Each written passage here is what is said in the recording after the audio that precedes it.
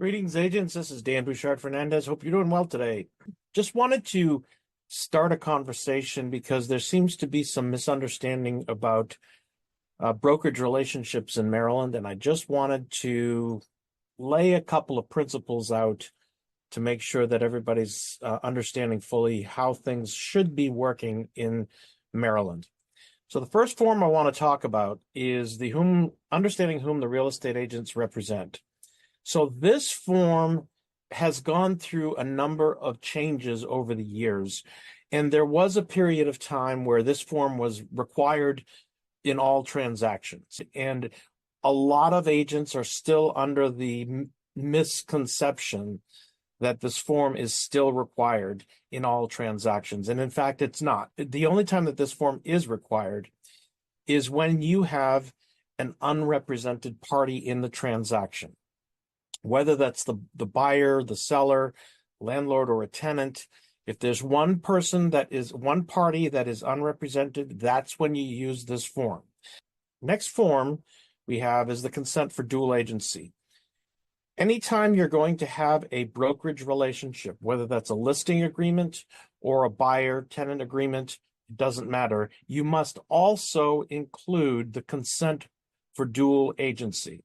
This is a requirement, and a lot of times, a lot of the files that I see coming across the compliance desk are not married to the consent for dual agency, and those are inherently distinctly required to be done simultaneously.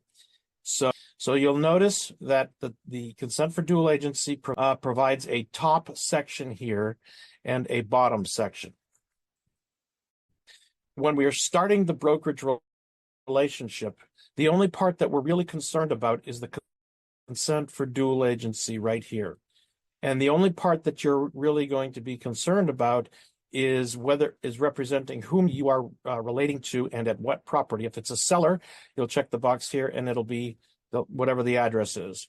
If it's a buyer, you need to go ahead and check the box there and have your buyer sign it there, or if it's your seller, have the buyer sign it, the seller sign it there. The bottom section does not come into this picture at all unless we then subsequently get into a Maryland dual agency relationship. Then that's when the client then reaffirms that in fact the property address, the entity that signed this above, is reaffirming their signature down below, and we're entering in their names down below, and we are reaffirming that in fact they are in fact consenting to dual agency. And that's going to be required with your buyer agency agreement and with your listing agreement or tenant agency agreement as well.